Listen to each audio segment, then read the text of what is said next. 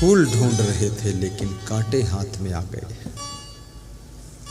स्वर्ग ढूंढ रहे थे, नरक पहुंच गए। जीवन भर तुम सुख ढूंढते हो और मनुष्य सुख के लिए अच्छा से अच्छा भी काम करता है, बुरा से बुरा काम भी करता है। बस उसका आइडिया लग जाए कि इसमें सुख है, बुरा भी करने में उसको देर नहीं लगती। सुख चाहिए, परंतु ये सुख बुरे कर्म से तो मिल ही नहीं सकता है। जैसे कोई धूल मिट्टी रेत को स्पेलर में पेर करके तेल निकालना चाहे तो उसमें तेल निकल सकता है? कभी नहीं। ऐसे ही बुरा कर्म करके कोई सुख का तेल निकालना चाहे तो बुरे कर्म से सुख कैसे पैदा हो सकता है? रेत को पेर कर तेल नहीं निकल सकता है, पानी को मथने से घी नहीं निकल सकता है। ऐसे ही बुरे कर्म करने से सुख का घी नहीं मिल सकता है। इसके लिए अच्छे कर्म करना पड़ेगा। स्वार्थ के लिए जो करोगे उससे केवल सुविधा मिलेगी। जो परमार्थ के लिए करोगे, धर्मार्थ के लिए करोगे, सेवार्थ के लिए करोगे, उस कर्म से आपको सुख मिलेगा। और जो आत्मार्थ के लिए करोगे, आत्मार्थे पृथ्वी तजंती, इस आत्मा के कल्याण के लिए करोगे, उससे तुमको परम शांति मिलेगी, परम शांति मिलेगी। स्वार्थ, परमार्थ, आत्मार्थ, लोकार्थ। यदि तुमने धन कमाया है केवल अपने स्वार्थ के लिए, सुख नहीं मिलेगा, सुविधा मिल जाएगी। अच्छा मकान बना लोगे, सुविधा हो गई रहने की। अच्छी गाड़ी ले आओगे, यात्रा करने की, चलने की सुविधा हो गई। लेकिन जब तुम सेवार्थ, परमार्थ, धर्मार्थ, लोकार्थ करोगे तब सुख मिलेगा। जब वो गाड़ी 2 दिन के लिए सेवा में लगाओगे कहीं, जब थोड़ा धन सत्संग में खर्च करोगे तब सुख मिलेगा, तब सुख मिलेगा। इस शरीर को भी अगर केवल स्वार्थ के कामों में ही तुम व्यस्त रखते हो, सुविधा तो पा सकते हो पर सुख नहीं पाओगे। इस शरीर का टाइम, इसका बल, कभी कभी इसकी मेहनत सत्संग के लिए भी खर्च करो। पोस्टर चिपकाने चले जाओ, आपको प्रसन्नता का सुख मिलेगा। इंटर कॉलेज का एक प्रिंसिपल पोस्टर चिपका रहा था उत्तर प्रदेश में और सबको बताता था ये गुरुजी आएंगे, इनको हमने पढ़ाया भी है केमिस्ट्री, अब ये मेरे गुरु हैं, इनका पोस्टर चिपका रहा हूं। बड़ा खुश हो रहा था। इसलिए परमार्थ के कार्य भी करो, थोड़ा दूसरों की सेवा के लिए त्याग करो। तुम स्वयं पानी पीते हो तो तुम्हारी प्यास बुझती है, लेकिन जब दूसरों को तुम पानी पिलाते हो तो तुमको प्रसन्नता भी मिलती है, खुशी मिलती है। और इसका शुभारंभ घर से कीजिए। सबसे पहले अपने दादा दादी की सेवा करो, माँ बाप की सेवा करो, सास ससुर की सेवा करो, द्वार पर बंधे हुए पशुओं की सेवा करो। और सेवा उन्नति की सीढ़ी है। सेवा कोई साधारण चीज नहीं, उन्नति की सीढ़ी है। उन्नति का साधन है सेवा, जिससे ही आत्म शुद्ध होती। पर लोभी मोही अभिमानी सेवक पद पाना क्या जाने। अभिमानी व्यक्ति सेवा नहीं कर सकता है, लोभी भी सेवा नहीं कर सकता है, मोही सेवा नहीं कर सकता। उदार व्यक्ति हो, विनम्र हो, जो ममता को जीत चुका हो वो सेवा का सौभाग्य प्राप्त करता है। और सेवा आपको महान बनाती है। हनुमान जी ने राम की सेवा किया था, हनुमान जी जगत पूज्य हो गए, महान बन गए। लक्ष्मण ने राम की सेवा बहुत किया था 14 वर्ष तक, लक्ष्मण भी महान हो गए। सेवा इंसान को महान बना देती है और सेवा का फल जन्मों जन्मों तक मिलता है। ये मत सोचना इसका फल कब मिलेगा, सैकड़ों जन्म तक उसका फल मिलता है। सेवा ऐसी पूंजी है, ये घाटे का सौदा नहीं है, प्रॉफिट का सौदा है। सत्संगी भाइयों बहनों की भी सेवा करना। कल यहाँ भंडारा होगा दोपहर में, 1 बजे से 2 बजे तक भंडारा होगा। सौभाग्य है ग्रामवासियों को सेवा मिलेगी। भोजन परोसना, पानी परोसना, पत्तल देना, चटाई बिछाना, टाट बिछाना, सफाई करना, हाथ जोड़कर कहना साहिब बंदगी आइए महाप्रसाद ग्रहण कीजिए। ये सत्संगी भाइयों बहनों की सेवा का अवसर आ रहा। सेवा सेवा में भी अंतर होता।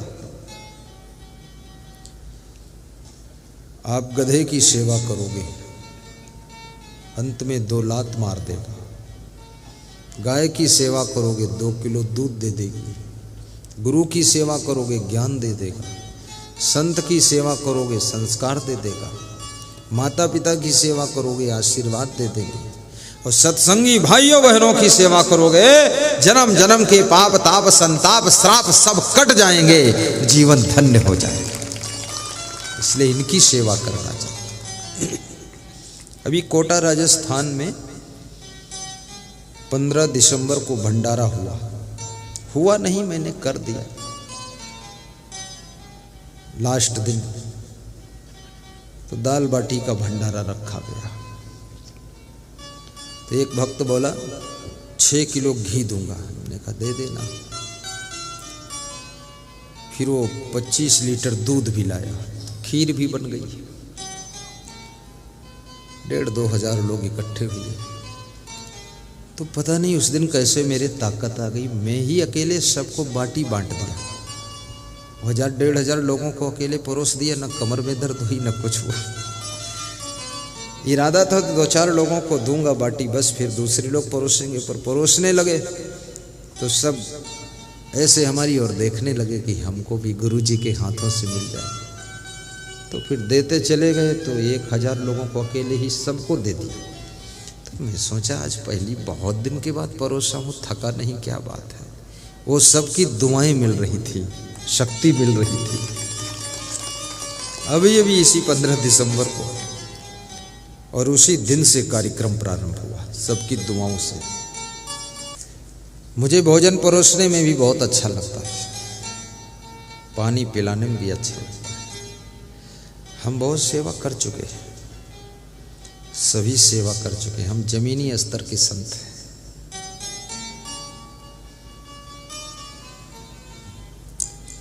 और सेवा से ही लोग ऊपर उठते हैं। कामचोर निकम्मे लोग, लापरवाह बेईमान चंडाल खोपड़ी, ये कभी महान नहीं बन सकते। हाँ, गुरु ने बता दिया ये सामान तुम बचाना, सुरक्षा करना, वहां से गायब हो गए, कुत्ते खा गए लड्डू। इस तरह के चंडाल लोग कभी उन्नति नहीं कर पाते। हमारे गुरुजी जिस कार्य में लगा देते थे ना, उसमें हम लग जाते थे पूरा। आलू काटने में लगा दिया एक दिन, 4 घंटे आलू काटते रहे। गुरुदेव आए, बोले नाश्ता हुआ? हमने कहा आज्ञा नहीं हुई तो नाश्ता नहीं किया, काट रहा हूँ। बोले और सब? हमने कहा बाकी सब खा के आ गए और इधर उधर घूम रहे। जितने चेला घूम रहे थे अब वो बुरी तरह से घूम रहे। हाँ। गुरु ने वहीं पहचान लिया, हमको निकाल के बाहर किया। बोले ये महान व्यक्ति है। उस दिन से आलू नहीं कटवाया, उस दिन से कहा कि अब तुम कुछ और करोगे। एक दिन मुझे सब्जी खरीदने लखीमपुर की मार्केट में ले गए, आश्रम के संचालक की। सब्जी खरीदना आश्रम पे भंडारा। हमने कहा चलो। बोले तुम चलो। हमने कहा हम चलते। वो खरीदने गए, मेरे से बोले तुम गाड़ी के पास खड़े रहना। हमने खड़े रहेंगे। तो गाड़ी के पास सब्जी की दुकानें लगी थी। दुकानदारों को मैं प्रवचन सुनाना शुरू किया। तो जितनी वो खरीद के लाए उतनी हमको दान मिल गई और 150-200 दक्षिणा भी मिली। तो हमने दिया उनको। तो बोले अब तुम्हें मार्केट नहीं लाऊंगा, तुम तो बहुत कुछ और ही हो, ये कहाँ खड़ा कर दिया। जहाँ ले जाते थे वहीं कुछ चमत्कार होता था। तब उन्होंने कहा कि अब तुम सत्संग सुनाओ। मैं बचपन से ही सत्संग सुनाता था, बचपन से घर से ही सुनाता था। और सत्संग कोई चीज नहीं है, अपने जीवन का वर्णन ही असली सत्संग है। जिस तरह से जीवन जी रहे हैं हम, वही जीवन जीने का तरीका बताना है, यही असली सत्संग है। रटी रटाई पिटी पिटाई बातें करने से सत्संग नहीं होता है। उस सत्संग में जान नहीं होती है। जान उसी सत्संग में होती है जो सत्संग जिया जा चुका है और उसके बाद मुख से कहा जाता है, वो सत्संग जानदार होता है। प्रेम की गंगा बहाते चलो, प्रेम की गंगा बहाते चलो। रामायण में लिखा है कि भगवान पूजा पाठ से प्रकट नहीं होते, प्रेम ते प्रकट होय भगवान। तो प्रेम से कैसे प्रकट होते हैं? अगर माँ से तुम बहुत प्रेम रखोगे, माँ के अंदर देवी का रूप प्रकट हो जाएगा। पिता से बहुत प्रेम करोगे, पिता में ही परमात्मा दिखाई देने लगेगा। कितने लोग कहते हैं मेरे पिताजी तो परमात्मा का रूप है। गुरु से बहुत श्रद्धा रखोगे तो गुरु में भी तुम्हें भगवान का दर्शन हो। प्रेम पवित्र कर देता है। वासना और ममता और मोह, आसक्ति, ये प्रेम को मलिन कर देते हैं। श्रद्धा प्रेम की पराकाष्ठा है। आस्था मोक्ष का रास्ता है।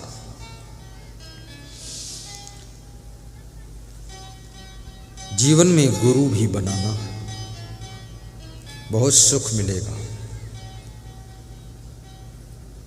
गुरु करे जान के पानी पिए छान के। गुरु वैराग्यवान होना चाहिए। गुरु ब्रह्मचारी हो, जितेंद्री हो, आत्मज्ञानी हो, जो तुमको ये बता सके कि तुम अजर अमर आत्मा हो, तुम शरीर नहीं हो, तुम्हारी मृत्यु नहीं होती है, तुम अमर तत्व हो, तुमको कोई मार नहीं सकता, तुम मर नहीं सकते। शरीर को मारा जा सकता है लेकिन तुम्हारी आत्मा को मारा नहीं जा सकता। नयनम छिन्दन्त शस्त्राणि नयनम दहति पावका, न चैनम क्लेदन्त्यापो न शोष्यति मारुता।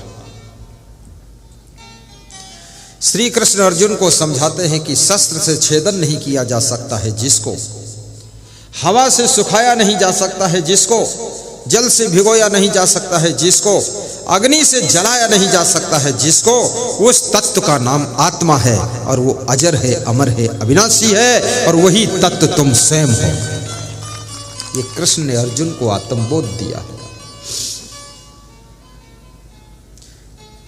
तुम्हारे शरीर की मृत्यु होती है, शरीर को चिता में जलाया जाता है, शरीर दफन कफन किया जाता है और शरीर का ही जन्म होता है, आत्मा का जन्म भी नहीं होता। तुम्हारे घर में जब बेटा बेटी का जन्म होता है तो शरीर ही तो पैदा होता है, आत्मा थोड़ी पैदा होती है। आत्मा तो पहले से उस शरीर के अंदर माँ के गर्भ के भीतर ही आ चुकी है, तभी शरीर वो डेवलप हो रहा है, जीवित है। आत्मा का एक नाम जीव है। जीव इसलिए नाम है कि जीव का मतलब है जीवित, जो जीवित रखे वही जीव है। और वो जीव जब निकल जाता है शरीर से तब ये शरीर जीवित नहीं रहता, मुर्दा हो जाता, जिंदा नहीं रहता है। इसलिए जीव जो है वही आत्मा है और वही आत्मा ही परमात्मा का रूप है और वो परम तत्व तुम स्वयं हो, वो अमर और अविनाशी है, उसकी मृत्यु नहीं हो सकती। और इस आत्मा में कोई बीमारी भी नहीं लगती है। बीमारी तो शरीर में लगती है सब, और बीमारी भी उनको ज्यादा लगती है जो आलसी बहुत है, जो खाते बहुत है, खाना भी कम। आलस्य